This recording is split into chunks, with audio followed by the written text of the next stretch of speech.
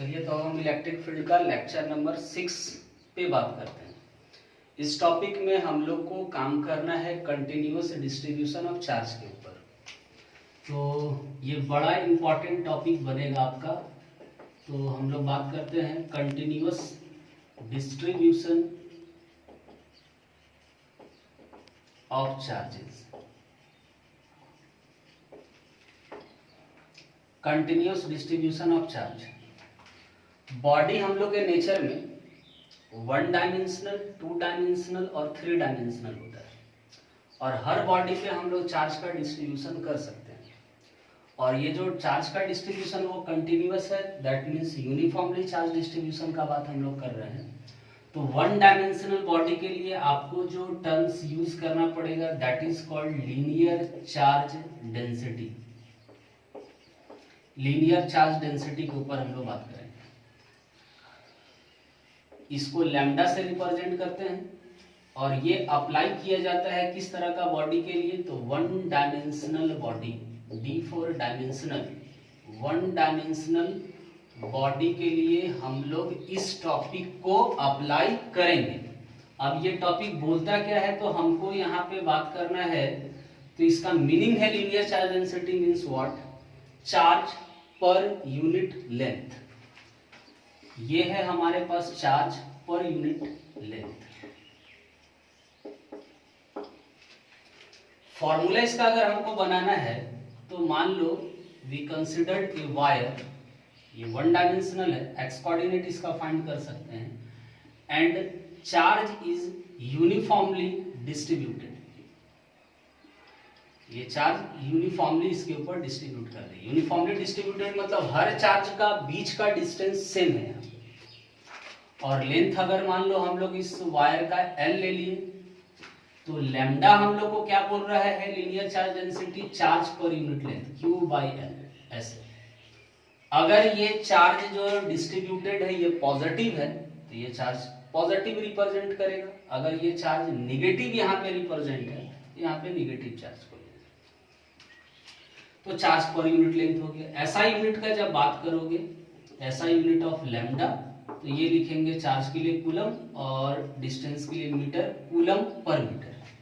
ठीक है।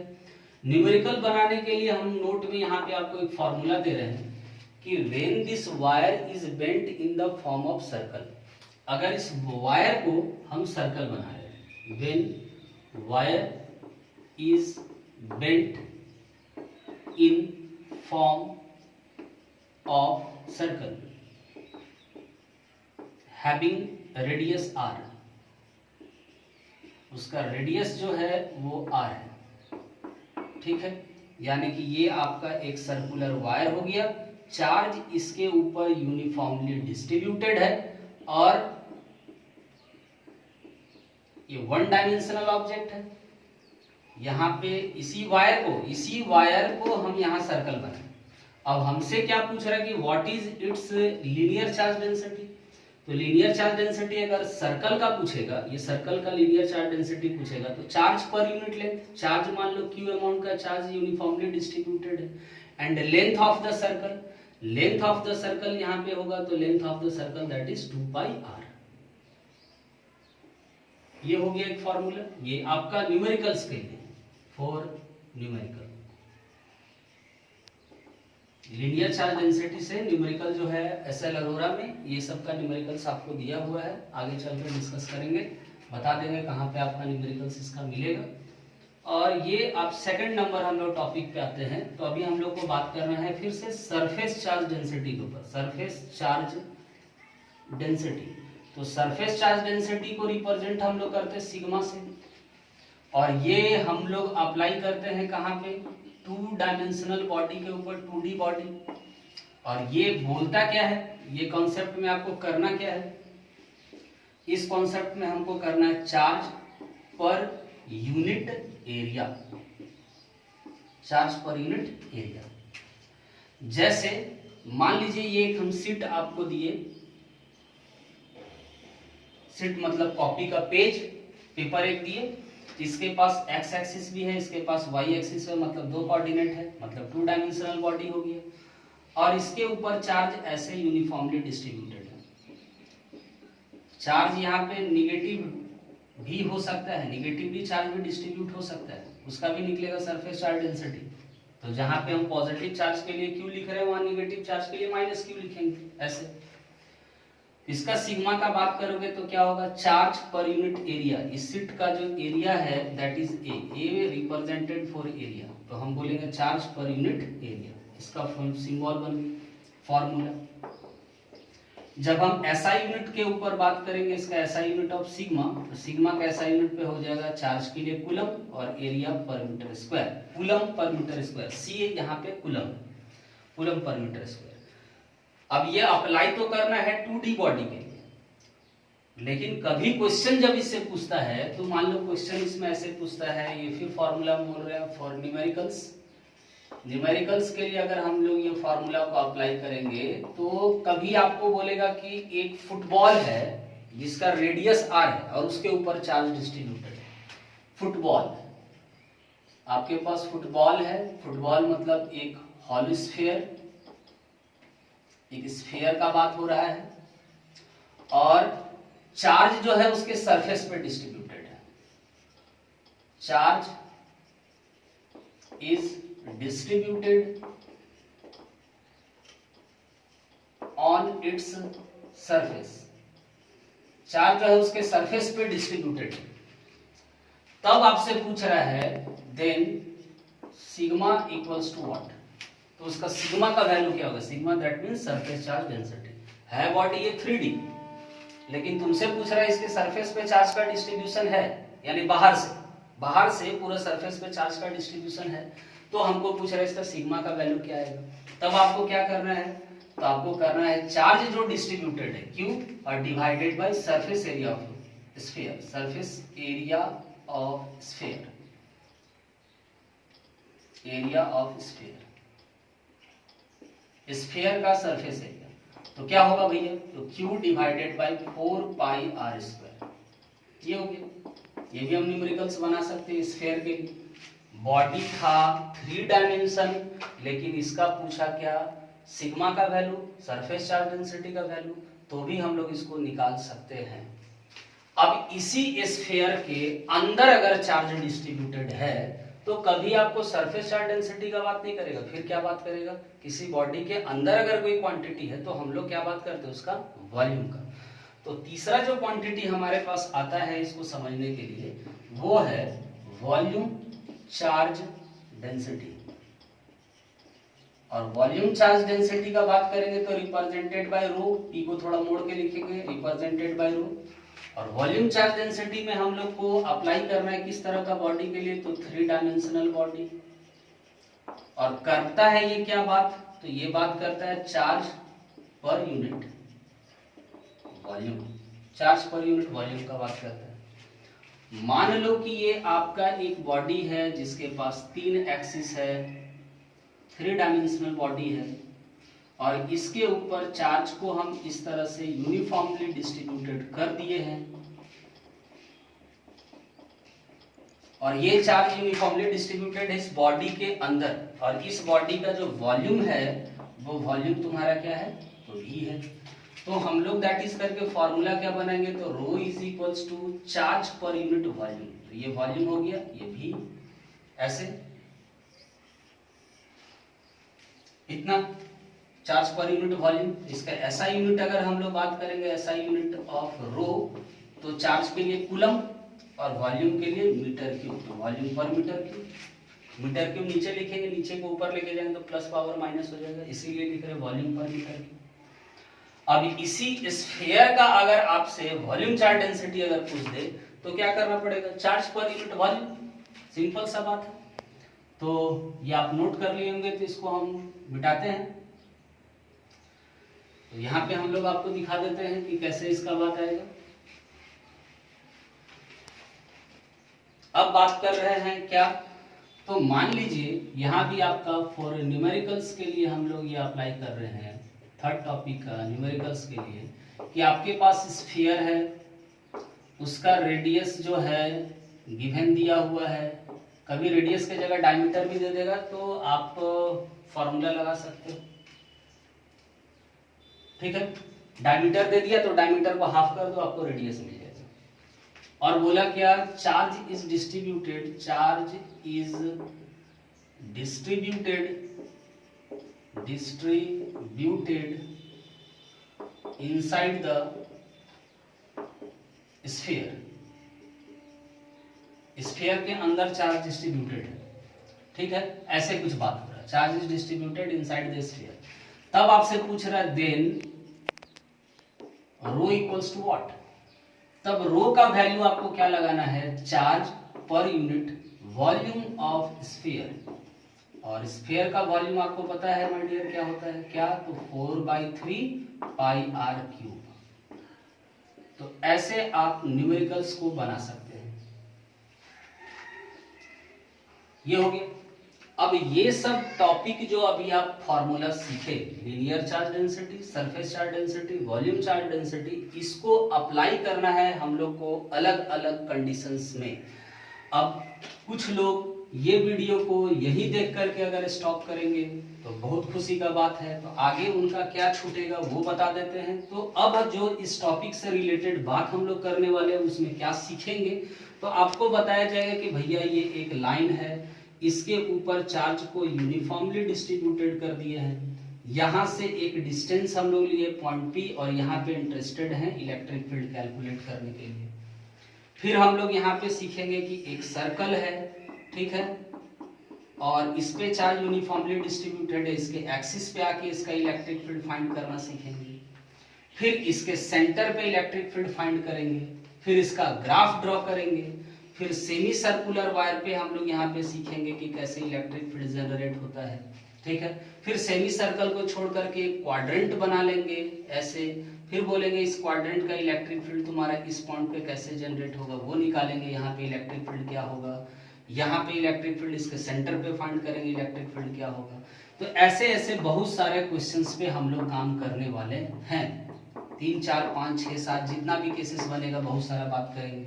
कभी कभी आपको इसमें क्लॉक का भी न्यूमेरिकल्स को हम आपको समझाएंगे, क्लॉक वाला न्यूमेरिकल कैसे बनता है इलेक्ट्रिक फील्ड से रिलेटेड, सो मेनी थिंग्स इसके आगे रहेगा। अब जो बच्चे इस वीडियो में कंटिन्यू रहेंगे वो ये सब सारा चीज को सीखेंगे, और ये सब जितना भी निचोड़ है सब तुम्हारा जेई और के जेई एग्जाम और नीट के लिए बड़ा इंपॉर्टेंट टॉपिक है। जेई प्लस नीट के लिए ये सब बड़ा इंपॉर्टेंट है, और ये सब चीज को समझने के लिए जो बेसिक्स फार्मूला होता है वो बेसिक फार्मूला का अभी डिस्कशन किए, ठीक है। इसी के बेसिस पे हम लोग ये सब सारा डेरिवेशंस को करेंगे, रिजल्ट पे फाइंड आउट करेंगे और बहुत सारा कैलकुलेशन करेंगे।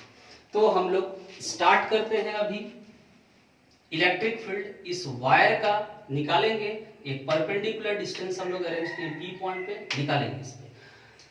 तो अभी हम लोग के लिए प्रॉब्लम सबसे बड़ा क्या है कि हम लोग को जो इलेक्ट्रिक फील्ड का फॉर्मूला पता है वो क्या पता है कि एक चार्ज है that is called point charge, r distance दूरी पे एक इलेक्ट्रिक फील्ड का फॉर्मूला पता है 1/4 pi epsilon not into q by r square, ये पता है हमको पॉइंट चार्ज के लिए। लेकिन ये फॉर्मूला डायरेक्टली यहां पे नहीं लगा सकते हैं क्योंकि यहां पे चार्ज डिस्ट्रीब्यूटेड है, लगेगा यही लेकिन डायरेक्टली इसको यहां नहीं लगा सकते, ठीक है, क्योंकि यहाँ चार्ज यूनिफॉर्मली डिस्ट्रीब्यूटेड है और ये फॉर्मूला पॉइंट चार्ज का है, ठीक है। ये फॉर्मूला जो होगा इस जगह पे आप डायरेक्टली नहीं लगा सकते, तब हमको करना क्या पड़ेगा, तो जहां चार्ज का डिस्ट्रीब्यूशन है और पूरा डिस्ट्रीब्यूटेड चार्ज के लिए किसी पॉइंट पे इलेक्ट्रिक फील्ड निकालना है, तो सबसे मेन कॉन्सेप्ट कि उस डिस्ट्रीब्यूटेड चार्ज में एक छोटा सा एलिमेंट मानो, वो एलिमेंट पूरा चार्ज के रेस्पेक्ट में एक पॉइंट चार्ज का बिहेवियर शो करेगा और उसके हिसाब से फिर हम लोग कैलकुलेशन करेंगे। और इसमें ये भी ध्यान में रखोगे वेक्टर का कॉन्सेप्ट भी चलेगा, because electric field intensity is vector quantity, ठीक है। रिजोल्यूशन के ये सब का बात होगा। तो अभी हम लोग स्टार्ट करते हैं इसका डेरिवेशन, देन आफ्टर ये करेंगे, फिर ये करेंगे, बहुत सारे न्यूमेरिकल्स का बात करेंगे। तो लगातार पूरा वीडियोस को देखने का कोशिश करोगे तो आपको कुछ फायदा समझ में आएगा, ठीक है। तो अभी हम लोग इलेक्ट्रिक फील्ड इंटेंसिटी निकालते हैं एक वायर के कारण, उसको फिर फाइनाइट लेंथ के लिए भी बात करेंगे, इनफाइनाइट लेंथ के लिए बात करेंगे। ये चीज देखिए,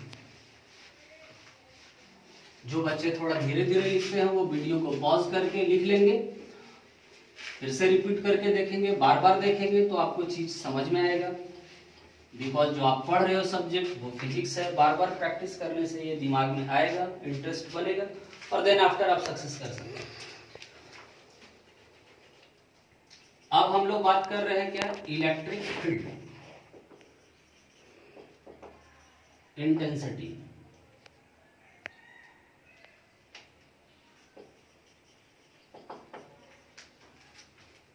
due to line charge, line charge के कारण इलेक्ट्रिक फील्ड इंटेंसिटी पे बात करेंगे। तो लाइन चार्ज के कारण इलेक्ट्रिक फील्ड इंटेंसिटी पे बात करेंगे तो सबसे पहले तो हमको ये समझना पड़ेगा कि फिगर क्या है, क्या बात दिया जा रहा है। फिगर ऐसा कुछ है, डायग्राम को बड़ा ध्यान से देखोगे, डायग्राम बड़ा इंपॉर्टेंट है। ये एक वायर, ठीक है, इस पे चार्ज यूनिफॉर्मली डिस्ट्रीब्यूटेड है और हम लोग इंटरेस्टेड हैं यहां से, मान लो ये लाइन कहीं भी ड्रॉ कर सकते हैं, यहां से भी ड्रॉ हो सकता है, यहां से भी हो सकता है, यहां से भी हो सकता है, कहीं से। ये लाइन जो है वो परपेंडिकुलर इस वायर के ऊपर, ये ध्यान में रखोगे। लेकिन ये पॉइंट कोई जरूरी नहीं है कि इस वायर का मिड पॉइंट हो, ठीक है। हम इंटरेस्टेड है इस पॉइंट P पे इलेक्ट्रिक फील्ड कैलकुलेट करने के लिए and the distance of the point from the wire is R, ठीक है। अब इसको फुलफिल करने के लिए, पूरा करने के लिए हम लोग क्या करते हैं, एंड टू एंड इस वायर को जोड़ देते हैं ताकि एंगल बन जाए। लोअर एंड हम इस वायर का जोड़ रहे हैं, एंगल का मेजरमेंट नीचे करेंगे। ऊपर का एंड जोड़ रहे हैं इस वायर का पॉइंट P के साथ, तो इसका मेजरमेंट हम लोग ऊपर की तरफ करेंगे, यहां करेंगे। ये एंगल जो है मेरा अल्फा है और ये जो एंगल है नीचे वाला वो बीटा है। एक एंगल क्या हो गया, अल्फा, और एक एंगल क्या हो गया, बीटा। तो ये अल्फा एंगल का बात हो रहा है। ये पूरा एंगल जो यहां दिख रहा है आपको, ये अल्फा है, ठीक है। अल्फा एंगल का बात हो गया। लाइन को जोड़ दिए यहां से यहां तक, ठीक है।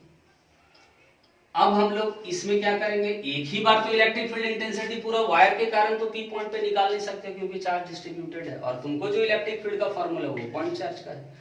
पहले इसको पॉइंट चार्ज बनाने के लिए आपको कहीं ना कहीं इसमें एक स्मॉल एलिमेंट लेना पड़ेगा, और ये एक वायर है, ध्यान में रखोगे। और इस वायर का हम लोग सिर्फ किस चीज का बात कर सकते हैं, तो वन डायमेंशनल फिगर है और सिर्फ इसका हम लीनियर चार्ज डेंसिटी का बात कर सकते हैं। सिर्फ एक्स एक्सिस निकाल सकते हैं, इसका वाई एक्सिस निकाल सकते हैं, सिर्फ एक कोऑर्डिनेट निकाल सकते हैं, इसीलिए लीनियर चार्ज डेंसिटी का बात करेंगे। तो हम इसका जब एक्सप्रेशन निकालेंगे तो एक्सप्रेशन का यहाँ पे सबसे पहला पॉइंट ये ले लेते हैं, lambda is equals to linear charge density, linear charge density of this wire, ठीक है। और इसके पास जो चार्ज का डिस्ट्रीब्यूशन है वो हम मान लेते हैं कि क्यू अमाउंट का चार्ज इस पर डिस्ट्रीब्यूटेड है, Q amount of charge is uniformly distributed over its length, पूरा लेंथ के ऊपर क्यू अमाउंट का चार्ज यूनिफॉर्मली डिस्ट्रीब्यूटेड, ऐसा कुछ मान लीजिए। अब एक स्मॉल एलिमेंट हम लोग को मानना पड़ेगा क्योंकि स्मॉल एलिमेंट पे जो चार्ज होगा वो पॉइंट चार्ज होगा पूरा वायर के रिस्पेक्ट। तो हम एक स्मॉल एलिमेंट कंसीडर करते हैं, we have to take a small element. ये एक स्मॉल एलिमेंट हम लोग लिए and the length of this small element is dy, ठीक है। इस सेंट्रल पॉइंट से इस लेंथ का जो डिस्टेंस है वो तुम्हारा कितना है, तो आंसर है y। यहां से इसका जो डिस्टेंस है वो नीचे कितना है, तो y लेंथ ऊपर हम लोग लिए एक स्मॉल एलिमेंट, और स्मॉल एलिमेंट का खुद का लेंथ है dy, ठीक है। अब इसका इलेक्ट्रिक फील्ड यहाँ पे कोशिश करते हैं, बहुत छोटा लेंथ है तो इसको यहां से ऐसे करके जोड़ेंगे P पॉइंट पे, इसको भी यहां से ऐसे जोड़ेंगे P पॉइंट पे, ठीक है। दोनों को जोड़ दिए, P पॉइंट पे टच किए।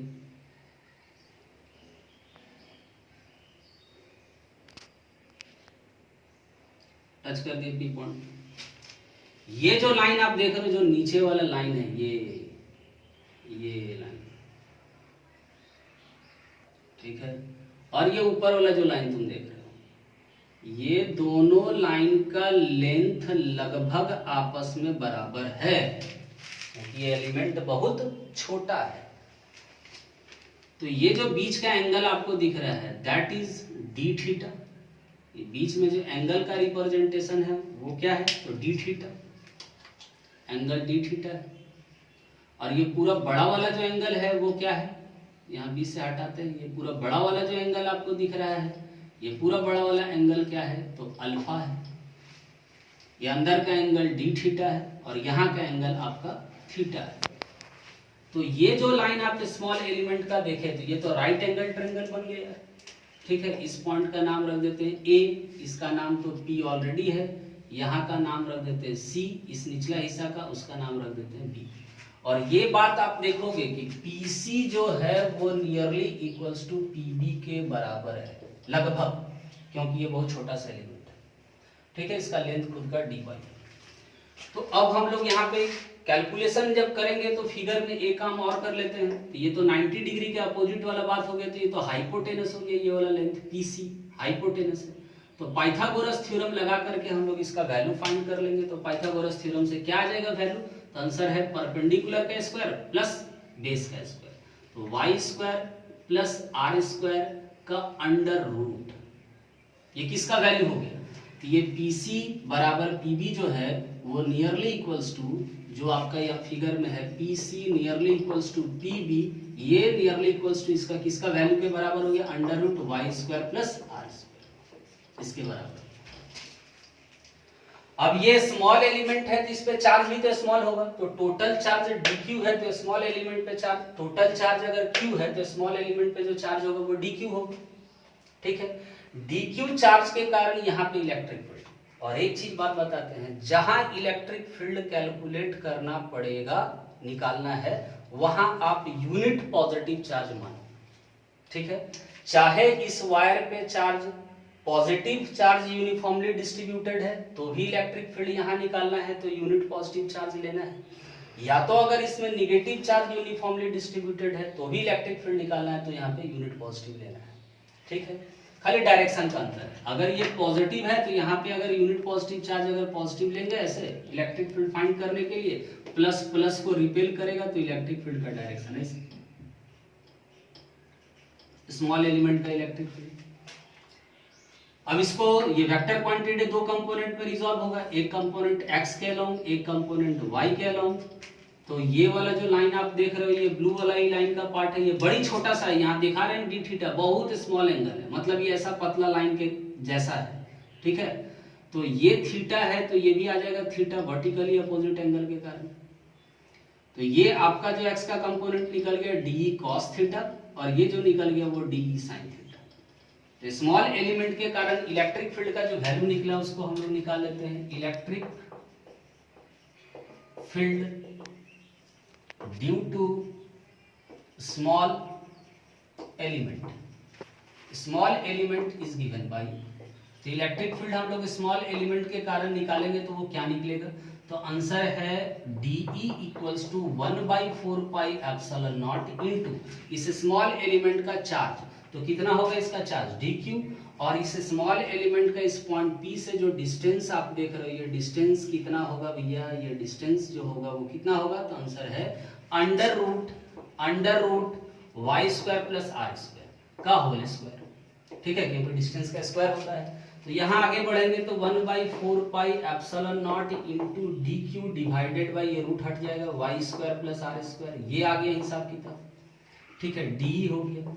इसके बाद हम लोग क्या किए, डी को दो कंपोनेंट में तोड़ दिए, नाउ DE इज रिजॉल्व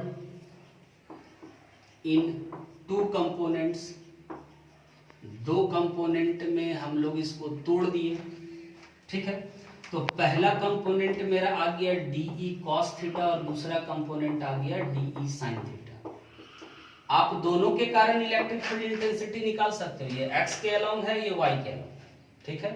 तो ये दोनों के कारण इलेक्ट्रिक फील्ड इंटेंसिटी निकालोगे तो एक के कारण इसके कारण जो होगा वो जीरो हो जाएगा, क्यों हो जाएगा? क्योंकि ऐसा स्मॉल एलिमेंट इस वायर के ऊपर तो बहुत सारा हो सकता है। अगर मान लीजिए कोई बोला कि हम ए पॉइंट से वाई हाइट ऊपर एक स्मॉल एलिमेंट कंसिडर किए हैं, तो ए पॉइंट से नीचे वाई हाइट नीचे एक स्मॉल एलिमेंट यहां भी कंसिडर कर सकते हैं। जब ये स्मॉल एलिमेंट लेंगे तो यहां से अगर इसको देखेंगे, ऐसे छोटा सा एलिमेंट अगर मिलाएंगे तो इसका इलेक्ट्रिक फील्ड का डायरेक्शन किधर होगा? ऐसे। इसका एक्स कंपोनेंट अगर तोड़ेंगे वाई कंपोनेंट, तो एक कंपोनेंट इधर टूटा, एक कंपोनेंट इधर टूटा, तो इधर भी तुम्हारा एंगल क्या बनेगा? ये वाला जो होगा नीचे वाला थीटा बनेगा, जितना ऊपर उतना ही नीचे। ठीक है, तो ये थीटा आ जाएगा, तो ये बन जाएगा डी कॉस और ये बन जाएगा डी साइन। तो इसका मतलब क्या हो गया कि हर एक एलिमेंट का, इस एलिमेंट का डी साइन, इस एलिमेंट का डी साइन नीचे, इस एलिमेंट का डी साइन ऊपर, तो डी साइन थीटा आपस में क्या हो जाएगा? कैंसल्ड। यानी कि इलेक्ट्रिक फील्ड, इस वायर का इलेक्ट्रिक फील्ड पी पॉइंट पे निकालने के लिए डी साइन थीटा कोई रिस्पॉन्सिबल रोल प्ले नहीं करेगा। डायग्राम में भी आपको दिख रहा है। ठीक है, इसीलिए हम लोग बोलेंगे क्या? दिस। और आप अगर कैलकुलेशन करके इसका निकालोगे, इसका तो रोल होगा, तो इसका हम लोग वैल्यू को लेके कैलकुलेट करेंगे इलेक्ट्रिक फील्ड इंटेंसिटी, लेकिन इसका कैंसिल होगा। कैंसिल मतलब जीरो आ जाएगा। ठीक है, आप इससे भी निकालोगे तो जीरो आके देख सकते हैं। तो this component is cancelled for each element। प्रत्येक एलिमेंट के लिए ये कंपोनेंट क्या होगा? कैंसल्ड होगा। ठीक है, सिर्फ d cos theta responsible role play करेगा इलेक्ट्रिक फील्ड को कैलकुलेट करने के लिए। ठीक है, अब इसमें क्या है बात, वो चीज को थोड़ा सा देखना पड़ेगा। तो आगे बढ़ाते हैं। Total electric field at point P due to whole wire, पूरा वायर के कारण अगर हम लोग निकालते हैं तो क्या निकलेगा? E इलेक्ट्रिक फील्ड इंटीग्रेशन करेंगे डी कॉस थीटा। इसमें देखेंगे मेरा वेरिएबल क्या है? तो थीटा वेरिएबल है, इसमें थीटा वेरिएबल है। कैसे? अगर स्मॉल एलिमेंट यहां कंसीडर किए हो तो ये थीटा, स्मॉल एलिमेंट थोड़ा ऊपर कंसीडर करोगे तो थीटा और बड़ा होगा। स्मॉल एलिमेंट यहां कंसीडर अगर करते हो तो थीटा जो होगा वो अल्फा के बराबर हो जाएगा। नीचे भी वैसे स्मॉल एलिमेंट जैसे जैसे बढ़ाते जाओगे वैसे वैसे ये एंगल चेंज होते जाएगा। ठीक है, तो ये आपको समझाने के लिए हम कर दिए थे। यहाँ एक छोटा सा एलिमेंट लेंगे तो इसका इलेक्ट्रिक फील्ड का डायरेक्शन इधर है, ये एंगल है तो ये थीटा, ये डी कॉस, ये डी साइन, तो डी साइन कैंसिल हो गया। आप इसको डायग्राम में नहीं भी बनाओगे तो चलेगा। ठीक है, और बना भी दोगे तो कोई दिक्कत नहीं, बना दोगे तो इसको ऐसे ऐसे करके बना दोगे। ये वाई हाइट तुम नीचे भी एक स्मॉल एलिमेंट माने हो, और यहाँ से लेंथ इसका छोटा सा एक लेंथ है वो dy है, और ये जो तुम देख रहे हो ये अंदर का एंगल डी थीटा है, और ये वाला जो एंगल है थीटा है, तो यहाँ भी थीटा बन जाएगा, डी कॉस हो जाएगा। ठीक है, तो ऐसा नहीं सोचना है कि इसका डी कॉस के 200 हम लोग को जोड़ देना है। ठीक है, वो 2 से मल्टीप्लाई अगर करेंगे तो देखो ध्यान से बात को यहाँ समझो। यहाँ बहुत इंपॉर्टेंट पॉइंट है। क्या इंपॉर्टेंट पॉइंट है? एंगल तो चेंज हो रहा है, तो एंगल कहाँ से कहाँ तक चेंज हो रहा है? बीटा से अल्फा, तो माइनस बीटा को माइनस में लेंगे, नीचे है बीटा टू अल्फा। अगर ऐसे हम थीटा का वैल्यू लेते हैं इंटीग्रेशन में तो हमको सिर्फ डी कॉस थीटा लेना होगा। ठीक है, और अगर हम ऐसे लेते हैं थीटा का वैल्यू, अगर ऐसे लेते हैं इंटीग्रेशन में E is equals to integration, angle लेते हैं, छोटा सा एलिमेंट मान लीजिए यहाँ ले, तो यहाँ मतलब ये वाला जो लाइन हो गया ये इसी लाइन के ऊपर कोइंसाइड कर जाएगा, तो थीटा जीरो, थीटा यहाँ ले लिए जीरो, और उसके बाद एक एलिमेंट यहाँ ले लिए तो थीटा क्या हो गया? अल्फा। थीटा जो हो गया वो क्या हो गया? अल्फा।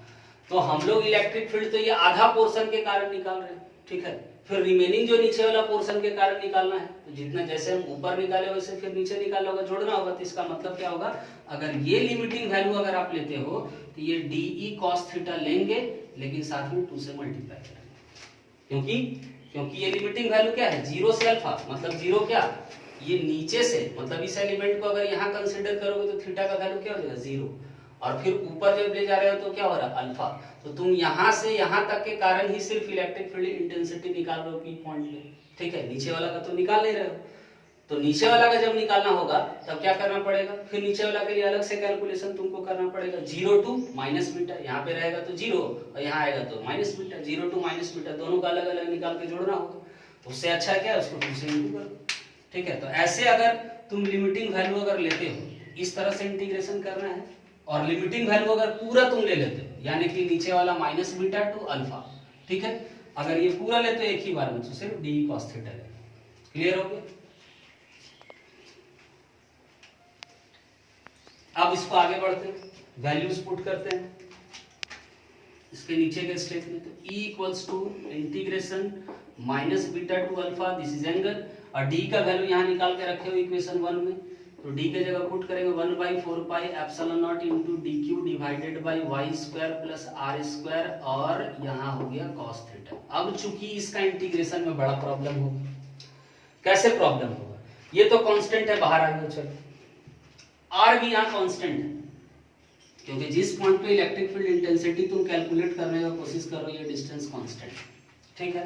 लेकिन स्मॉल एलिमेंट जैसे जैसे तुम अलग अलग जगह ले जाओगे तो y का वैल्यू भी बदलेगा, y का वैल्यू भी बदलेगा और साथ साथ एंगल भी बदलेगा। मतलब दोनों वेरिएबल, या तो आप एंगल को वेरिएबल बना लो या तो y को वेरिएबल बना लो, ठीक है। लिमिटिंग वैल्यू उसी के हिसाब से अगर पुट करें, अगर हम y वेरिएबल लेके चल रहे हैं मतलब y को वेरिएबल लेके चल रहे हैं तो इंटीग्रेशन हमको क्या करना चाहिए, पूरा लेंथ अगर l है तो ऊपर का लेना चाहिए l/2, नीचे भी लेना चाहिए हमको l/2, तो माइनस l/2 से प्लस l/2 इंटीग्रेट करेंगे तो वहां पे थीटा नहीं रखेंगे तो cos थीटा का वैल्यू यहाँ से लिखेंगे परपेंडिकुलर y के, वैसे बनाए।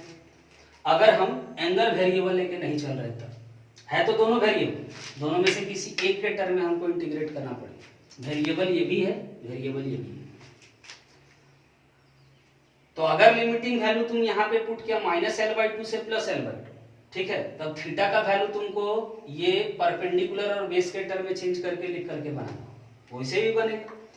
और अगर तुम चाहते हो कि हम एंगल के टर्म में इस सवाल को बनाएं, ठीक है, तो इसको किसी भी तरह से हमको यहाँ पे cos थीटा है तो यहाँ पे d थीटा आना चाहिए, ठीक है, क्योंकि तुमको अगर कोई बोल दे कि cos थीटा का इंटीग्रेशन करो तो तुम कुछ नहीं कर पाओगे, लेकिन अगर कोई बोल दे cos थीटा का इंटीग्रेशन थीटा के रेस्पेक्ट में करो, किसके रेस्पेक्ट में करना वो तो लिखा हुआ होना चाहिए, लेकिन यहाँ पे थीटा तो वेरिएबल है लेकिन डी थीटा मेरा कहीं नहीं है, तो हमको डी थीटा लाने के लिए आगे प्रोसीड करना पड़ेगा तभी ये इंटीग्रेशन आगे होगा। तो आगे का स्टेप यहाँ पे ये है, डी थीटा लाने के लिए करेंगे क्या, इसके बाद का स्टेप।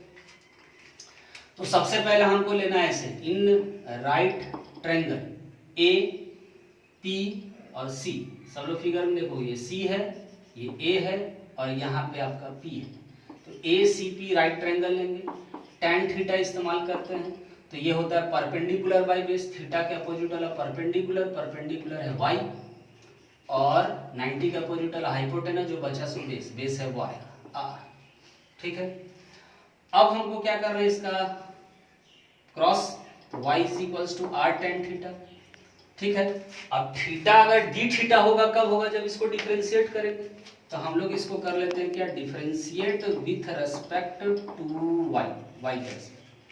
तो ये y है, इसका डिफरेंशिएशन भी y के रेस्पेक्ट में करना है और dy बाई और r tan थीटा का भी डिफरेंशिएशन करना है। तो आप ध्यान से बात को समझोगे, तो y का y के रेस्पेक्ट में डिफरेंशिएशन कितना हो जाएगा 1, r कांस्टेंट है बाहर आ जाएगा, ठीक है, और tan का डिफरेंशिएशन क्या होता है sec स्क्वायर थीटा, ठीक है, और इनटू फिर इस थीटा का डिफरेंशिएशन करेंगे तो क्या हो गया d थीटा बाई dy।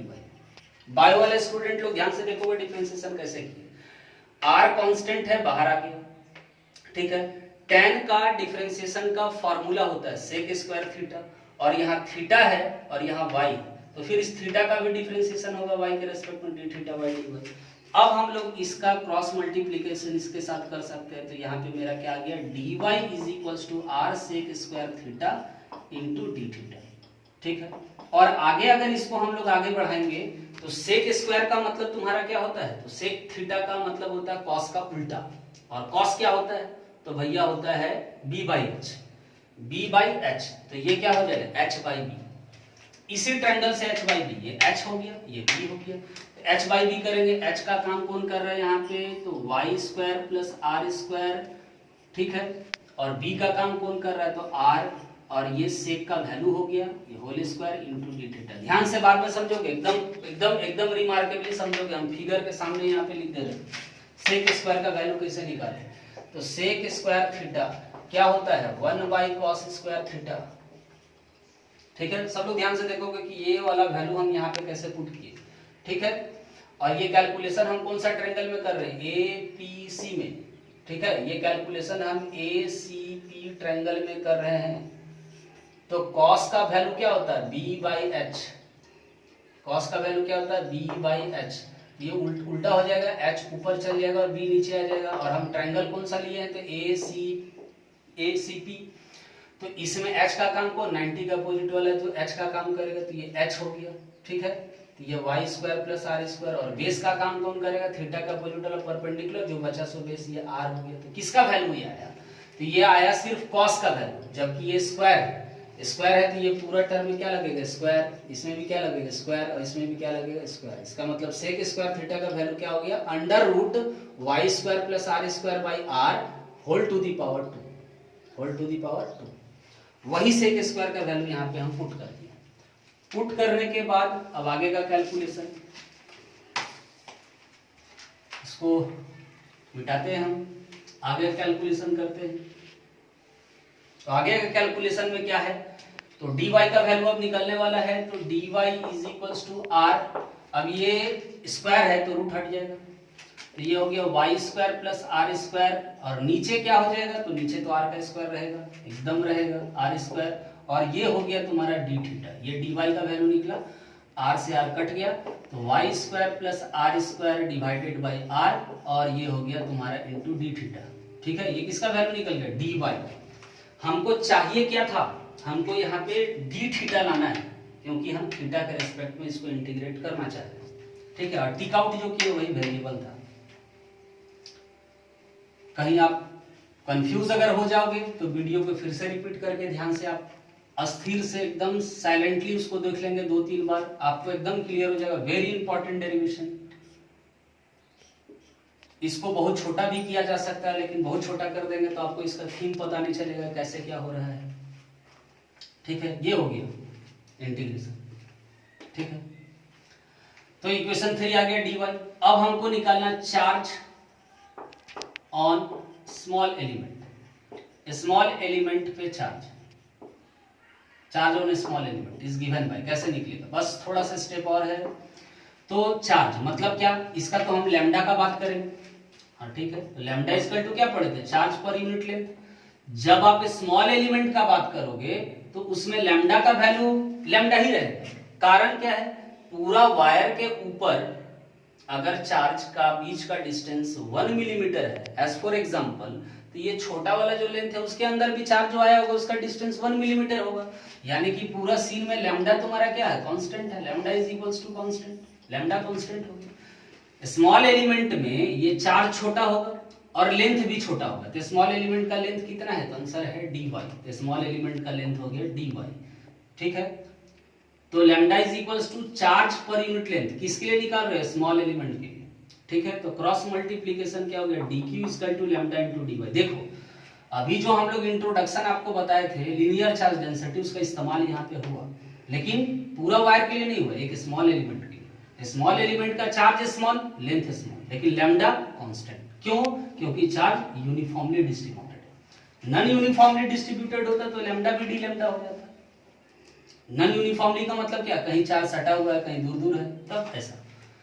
अब देखो लैम्डा dy का वैल्यू हम इतना लंबा चौड़ा निकाले इक्वेशन नंबर 3 में, तो dy की जगह पुट कर देंगे y square r square divided by r into d theta. ये क्या निकल गया, dq का वैल्यू। यहाँ पे हमने इस्तेमाल किया इक्वेशन नंबर 3। इक्वेशन नंबर 3 हम लोग इस्तेमाल करके ये एक नया इक्वेशन निकाल लिए 4। अब देखो dq का वैल्यू ये आ गया है। अब आपके पास इसको बस पुट कर देना है और गेम ओवर। ठीक है, dq का वैल्यू जो निकालिए dq की जगह पुट कर दोगे, काम आपका खत्म हो जाएगा। तो ये इलेक्ट्रिक फील्ड हम लोग निकाल रहे हैं इस पूरा होल वायर का, किस पॉइंट पे, p पॉइंट पे। किस कंपोनेंट के कारण, डी cos थीटा के कारण। ठीक है, क्योंकि डी sin थीटा इसके हर एक एलिमेंट का क्या होगा, आपस में सेम होने के कारण कट जाएगा। ठीक है, ये कैंसल्ड हो जाएगा, इसीलिए यही आपका इंपॉर्टेंट रोल देगा। इसके कारण अगर इलेक्ट्रिक फील्ड इंटेंसिटी निकालोगे तो सेम प्रोसीजर जैसे कर रहे वैसे करेंगे, ठीक है। खाली क्या है, इतना दूर तो सेम रहेगा, खाली क्या रहेगा, यहाँ साइन आ जाएगा। इंटीग्रेशन जैसे हम कॉस का करेंगे वैसे आपको साइन का करना है। स्टेप नंबर 4 एकदम हूबहू सब सेम। तो हम लोग इसको मिटाते हैं। मिटाने के बाद हम लोग यहाँ पे काम करेंगे, substituting equation 4 in equation 2। Substituting equation number 4 in equation 2 में पुट करने के बाद E is equals to integration minus beta to alpha 1/4 pi epsilon not into d q की जगह ये पूरा लंबा सा वैल्यू पुट करेंगे, क्या, lambda y square plus r square divided by r into d theta, ठीक है। ये किसका वैल्यू पुट करेंगे, डी क्यू का। और फिर इंटू में क्या है, कॉस थीटा। फिर नीचे क्या है, तो नीचे है आपका y square plus r square. ये डी क्यू का वैल्यू से डाल दिया, बाकी जैसा था वैसा ही लिखे हैं, ठीक है। अब क्या होगा, ये आर जो है नीचे आ जाएगा, आ गया तो E is equals to integration minus beta to alpha 1/4 pi epsilon not into lambda y square plus r square. ये आर नीचे, तो r square plus y square plus r square, ठीक है। और जो बचा है उसको आप लिख दीजिए। तो बचा क्या यहाँ पे, तो हमारे पास बचा कॉस थीटा और ये आ गया d theta. Y square r square cancel out, तो यहाँ पे क्या आ गया, यहाँ पे आ गया E equals to integration minus beta to alpha, minus beta मतलब इसका डायरेक्शन नीचे है, प्लस ऊपर है 1/4 pi epsilon not into lambda by r और कॉस थीटा डी थीटा। यही बचा कॉस थीटा डी थीटा। तो यहाँ पे आप लिखेंगे कॉस थीटा डी थीटा, ठीक है। अब ये कांस्टेंट हो गया 1/4 पाई एप्सिलॉन कांस्टेंट, लैम्डा क्योंकि चार्ज यूनिफॉर्मली डिस्ट्रीब्यूटेड इस वजह से कांस्टेंट, आर ये डिस्टेंस फिक्स है जहां पे इलेक्ट्रिक फील्ड कैलकुलेट करने के लिए इंटरेस्टेड, ये भी कांस्टेंट। तो कांस्टेंट का इंटीग्रेशन होगा नहीं तो बाहर निकालना पड़ेगा। एंगल चेंज हो रहा है क्योंकि जैसे जैसे स्मॉल एलिमेंट बदलते जाओगे वैसे वैसे थीटा भी बदलेगा और वाई भी बदलेगा। तो हम इंटीग्रेशन में वाई लिमिटिंग वैल्यू तो नहीं लगाएं, ठीक है, हम थीटा लिमिटिंग वैल्यू लगाएं। हम चाहेंगे तो लिमिटिंग वैल्यू वाई भी निकाल लगा सकते हैं, तो वहां पे वेरिएबल थीटा नहीं लेना चाहिए, फिर वाई के टर्म में लेना चाहिए। जैसा लिमिटिंग वैल्यू रखोगे वैसा ही टर्म में आपको इंटीग्रेट करना पड़ेगा। तो जो कांस्टेंट बाहर निकालेंगे lambda divided by 4 pi epsilon not into r, ये तो कांस्टेंट हो गया।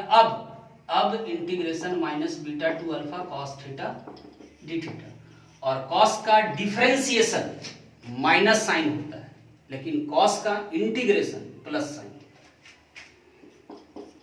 तो 4 pi epsilon not into r, sine का कॉस का differentiation sine plus sine, sorry cos का इंटीग्रेशन प्लस साइन, जबकि कॉस का डिफरेंशिएशन माइनस साइन होता है। हम यहाँ इंटीग्रेशन कर रहे हैं इसीलिए कॉस प्लस साइन लिखा जाएगा। अल्फा हो गया माइनस बीटा हो गया और lambda divided by 4 pi epsilon not into r हो गया।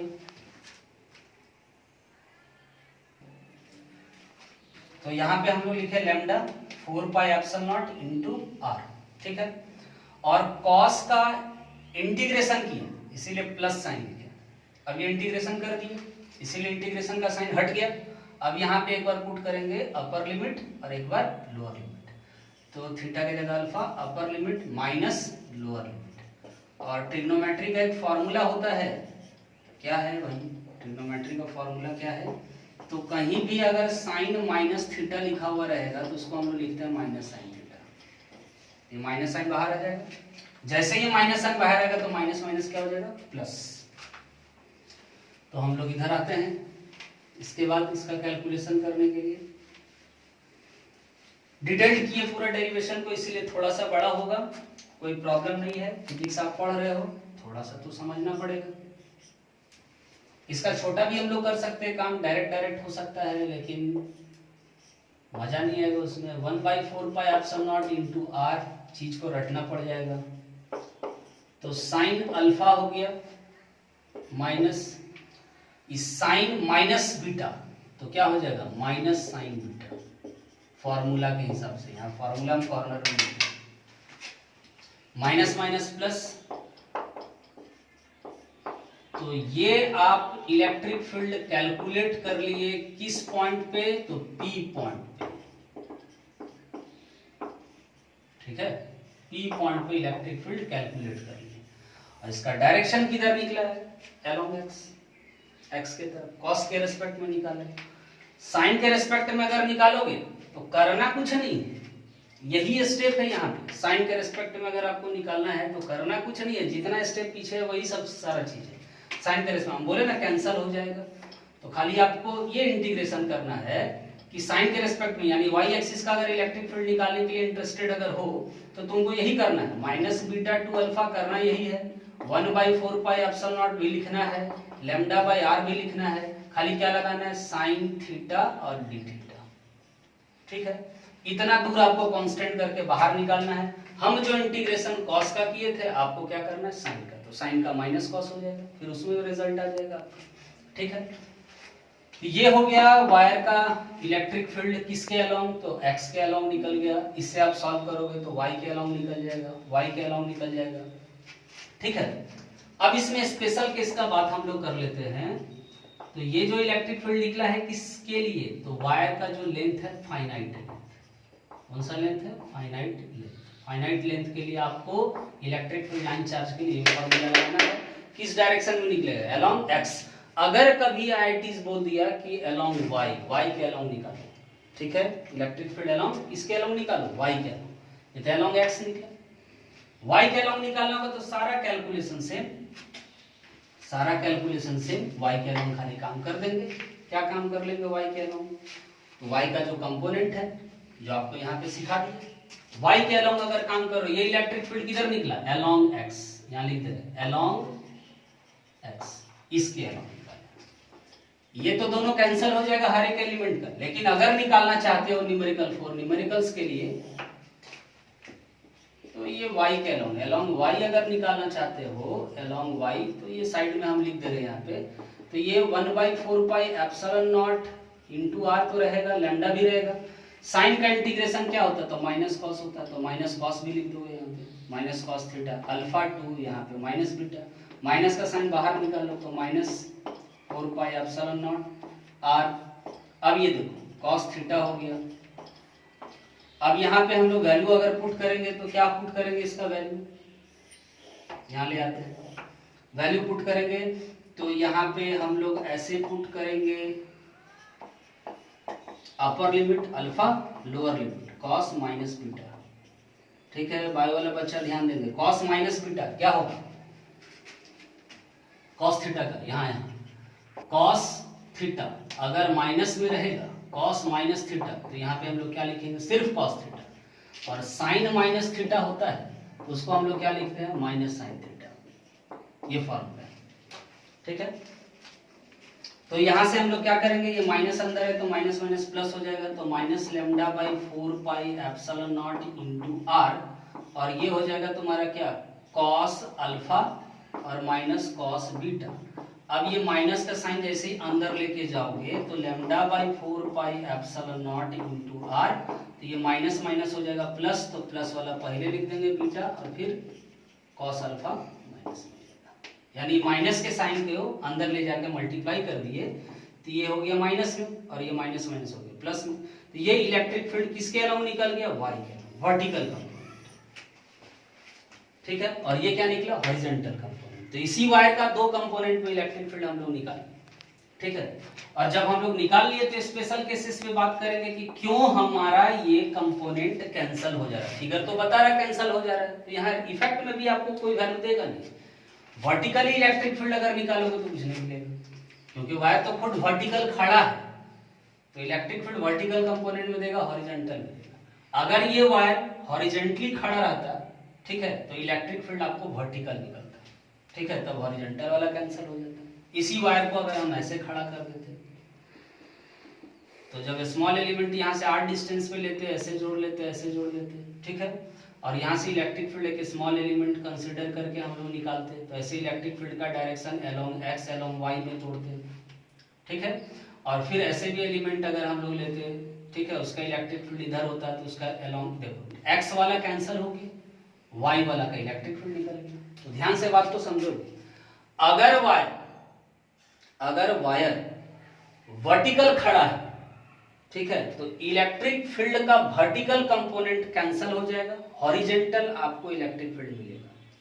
और अगर इसी वायर को हॉरिजेंटली खड़ा कर दिया, ठीक है, तो हॉरिजेंटल इलेक्ट्रिक फील्ड कैंसिल हो जाएगा, वर्टिकल डायरेक्शन में आपको इलेक्ट्रिक फील्ड मिलेगा, लेकिन रिजल्ट सेम रहेगा। कब? जब ये डिस्टेंस दोनों केस में सेम नहीं होता, आर वाला डिस्टेंस, क्योंकि उसी पे डिपेंड कर रहा है। अब देखो क्वेश्चन में बोलता है कि if wire is infinitely long, अगर वायर इनफाइनाइटली लॉन्ग है, तो देखो इनफाइनाइटली लॉन्ग जो ये वर्ड लिखे है ना, practically not possible, practically not possible. Infinite length का कोई वायर होता नहीं, जब भी वायर होता है तो फाइनाइट लेंथ का ही होता है, ठीक है। इनफाइनाइट लेंथ का वायर का कोई कॉन्सेप्ट का बात नहीं है। लेकिन इनफाइनाइट लेंथ कैसे तुमको पता चलेगा? जैसे मान लो कि तुम्हारा हाइट है 5 फीट और 5 फीट का तुम आदमी है, तुम्हारे सामने 20 फीट बना हुआ बिल्डिंग खड़ा कर, तो तुम उसको जैसे हम अभी सामने देख रहे हो वैसे तो देख नहीं पाओगे, सर को ऐसे करके ऊपर करोगे, 50 फीट ऊपर कर दिया और ऊपर करोगे, 150 फीट ऊपर बना दिया, तुम्हारा हाइट तो 5 ही फीट है, अब 150 फीट ऊपर तुम देखो लगे अरे यार आसमान में टच हो गया, इनफाइनाइटली लॉन्ग, तुमको कंसिडर ऐसा होगा इनफाइनाइटली लॉन्ग। ये इनफाइनाइटली लेंथ है, एक्चुअली वो इनफाइनाइट तो नहीं है, लेंथ तो फाइनाइट ही है, आपको समझ में आ रहा है। यहाँ भी वही बात है, अगर तुम दूर है, पॉइंट ऑफ ऑब्जर्वेशन को इस वायर से जितना तुम दूर रखोगे लेंथ तुमको पता चल जाएगा, लेकिन जैसे जैसे नजदीक लेके आएंगे मतलब सीन ऐसा कुछ कर रहे हैं, point P is very close to the wire, wire के बहुत नजदीक चलेगा, तो इलेक्ट्रिक फील्ड क्या होगा? तो वायर के बहुत नजदीक अगर चले जाओगे तो एंगल क्या होगा? तो मान लो, देख लो, यहां से अभी हम एक डायग्राम यहां बनाते हैं, अल्फा बीटा दिख रहा था, वो तुमको कैसा दिखेगा? बड़ी नजदीक, यहां आ गए एकदम, इससे भी नजदीक। तो हम यहां से इसको ऐसे टच किए, यहां से ऐसे टच किए, ठीक है, ई वाला एंगल है, तो लगभग अभी ये वायर कहां था? पॉइंट P यहां था, तो ऊपर वाला एंगल मेरा बन रहा था अल्फा, जैसे ये पॉइंट P मेरा इधर आया तो ये लगभग तुमको कितना डिग्री दिख रहा है? 90। ये भी कितना दिख रहा है? लगभग 90। तो if wire is infinitely long, इसका मतलब ये हुआ point P is very close to the wire, point P जो है वायर के बहुत नजदीक है। जैसे पॉइंट P वायर के बहुत नजदीक आ जाएगा तो ये अल्फा वाला एंगल भी 90 और ये जो नीचे वाला एंगल तुमको बीटा दिख रहा था, अल्फा और बीटा, जैसे ये नजदीक आ गया, अल्फा भी 90 और बीटा भी 90, देन अल्फा बराबर बीटा लगभग कितना होगा? 90 डिग्री। तो अलोंग एक्स एक्सिस वाला इलेक्ट्रिक फील्ड अगर हम लोग फाइंड करेंगे और अलोंग वाई वाला से इलेक्ट्रिक फील्ड फाइंड करेंगे तो क्लियर कंसेप्ट हो जाएगा कहां दे कहां नहीं देगा। तो electric field at point P along x axis वाला में पॉइंट पे अगर बात करेंगे एक्स एक्सिस के along, E equal to lambda by 4 pi epsilon not into r। अब साइन का टर्म, तो यहाँ भी साइन पाई बाई 2 और यहाँ भी साइन पाई बाई 2, और साइन 90 का वैल्यू कितना होता है भैया? 1 होता है। तो lambda 4 pi epsilon not into r, यहाँ भी 1 यहाँ भी 1, तो 1 1 कितना हो गया 2, तो lambda by 4 pi epsilon not into r into 2, 2 से 2 को कैंसिल कर देंगे, तो रिजल्ट हमको क्या मिला, तो रिजल्ट जो हमको मिला वो मिला क्या, electric field E is equals to lambda by 4 के जगह यहाँ हो गया 2 pi epsilon not into r, ये भी हो गया। न्यूमेरिकल्स के लिए अगर इसको अप्लाई कर सकते हो, फॉर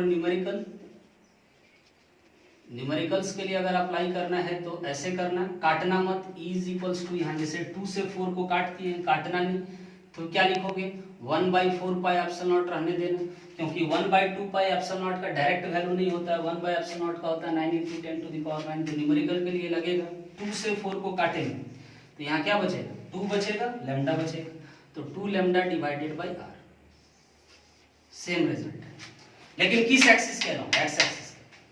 अब इस इलेक्ट्रिक फील्ड में इंटरेस्टेड बात क्या है कि लैम्डा भी कांस्टेंट है, 2 पाई एप्सिलॉन नॉट भी कांस्टेंट है, यहाँ पे भी अगर न्यूमेरिकल के लिए देखो 1 by 4 pi epsilon not 2 lambda सब कांस्टेंट है, लैम्डा भी कांस्टेंट है क्योंकि वायर यूनिफॉर्मली डिस्ट्रीब्यूटेड है चार्ज, सिर्फ डिस्टेंस पे इलेक्ट्रिक फील्ड डिपेंड कर रहा है।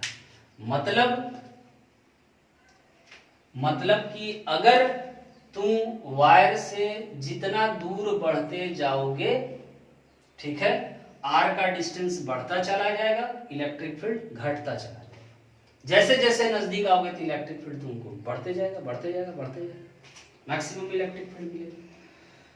तो बहुत नजदीक जब आ गए हैं तो electric field along x axis हमको मिला, लेकिन इलेक्ट्रिक फील्ड वाई एक्सिस पे अगर निकालोगे तो क्या होगा, यही फॉर्मूला है 90 90, cos 90 भी 0, यहाँ भी 90 0, तो 0 माइनस 0 क्या होगा 0, 0 से गुना कर दो तो पूरा टर्म 0 हो जाएगा, तो इलेक्ट्रिक फील्ड यहाँ पे आपको क्या मिलेगा 0, तो along Y axis electric field आपको क्या मिला 0।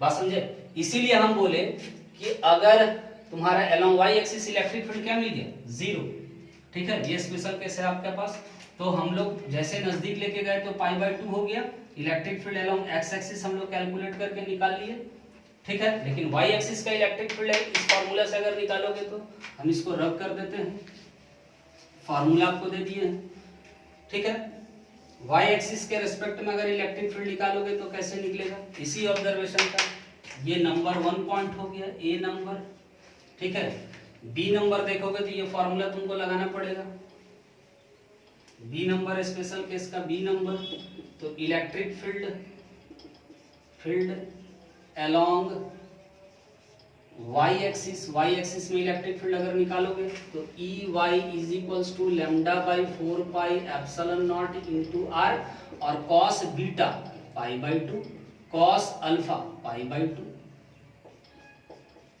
दोनों पाई बाई 2 है, ठीक है, ये किस कंडीशन में है, when point P is very close to the y, जब P बहुत नजदीक है तो अल्फा भी 90 और बीटा भी 90, तो जब 90 होगा तो lambda by 4 pi epsilon not into are, और cos 90 भी 0, ये भी 0, तो 0 में से 0 मतलब पूरा 0, तो y एक्सिस का इलेक्ट्रिक फील्ड मिला भी नहीं, तो डायग्राम भी तो आपको वही बता रहा था, इस एलिमेंट का d sin थीटा नीचे, इस एलिमेंट का d sin थीटा ऊपर, तो आपस में कैंसिल हो गया, खाली d cos थीटा बचा, ठीक है।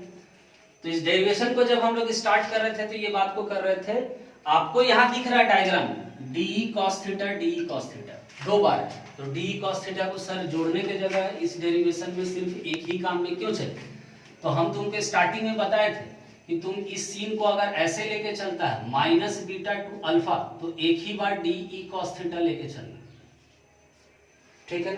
अगर इस इंटीग्रेशन को तुम लिमिटिंग वैल्यू ऐसे देना चाहता है, यहाँ एक स्मॉल एलिमेंट मानना, हम कहां से कहां मान लिए डायरेक्ट, यहां से यहां तक स्मॉल एलिमेंट, इसीलिए एक एंगल माइनस बीटा आ गया, एक प्लस अल्फा आ गया, ठीक है। तो एक ही डी cos थीटा का दो डायरेक्शन है, दो एलिमेंट के लिए, तो 2d cos थीटा कब लिखना होता है, जब आप लिमिटिंग वैल्यू ऐसे सेट करते हो, यहाँ पे अगर मान लो स्मॉल एलिमेंट लिया तो ये वाला जो लाइन तुम देख रहे हो इसके साथ कोइंसाइड कर जाएगा, तो थीटा बराबर 0, और जब ये लिमिटिंग वैल्यू को यहाँ स्मॉल एलिमेंट मानोगे तो थीटा का वैल्यू कितना आ जाएगा अल्फा, तो थीटा इक्वल्स टू अल्फा। जब ऐसा लिमिटिंग वैल्यू अगर मानते हो तब तुमको यहाँ पे करना पड़ेगा 2de cos थीटा, ठीक है। तो कभी बुक में ऐसे भी लिख के बनाता है, कभी ऐसे बनाता है, तो हम अपना कन्वीनियंस के लिए डायरेक्ट मान लिए, डायरेक्ट बना लिए, ठीक है। तो ये ऑल अबाउट हो गया आपका क्या, electric field intensity due to line charge. तो फाइनाइट लेंथ के लिए भी आपके पास फार्मूला निकला, और वायर अगर इनफाइनाइट लेंथ का अगर हुआ तो इसका मतलब पॉइंट पी क्लोज हुआ तो उसका इलेक्ट्रिक फील्ड अलोंग एक्स तो निकलेगा, ये न्यूमेरिकल बनाने के लिए फार्मूला हो गया। वाई के अलोंग इसका इलेक्ट्रिक फील्ड नहीं निकलेगा। ठीक है, किस कंडीशन में, ध्यान से बात रखोगे, बार बार रिपीट कर रहे हैं, अगर तुम्हारा वायर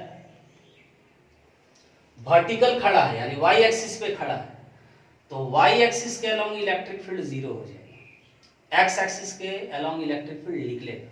लेकिन अगर तेरा यही वायर तुम्हारा एक्स एक्सिस पे खड़ा है तो तुम देखोगे तो एक्स एक्सिस के अलोंग जो इलेक्ट्रिक फील्ड हो गया, छोटा सा एलिमेंट लोगे तो उसका डायरेक्शन इधर जाएगा, इसका एक्स इधर है, इसमें छोटा सा एलिमेंट लोगे तो इसका एक्स का डायरेक्शन इधर है। तो अगर तेरा वायर एक्स एक्सिस के अलोंग खड़ा है तो एक्स एक्सिस के अलोंग इलेक्ट्रिक फील्ड तुमको नहीं मिलेगा, मिलेगा किसके अलोंग, वाई एक्सिस के अलोंग।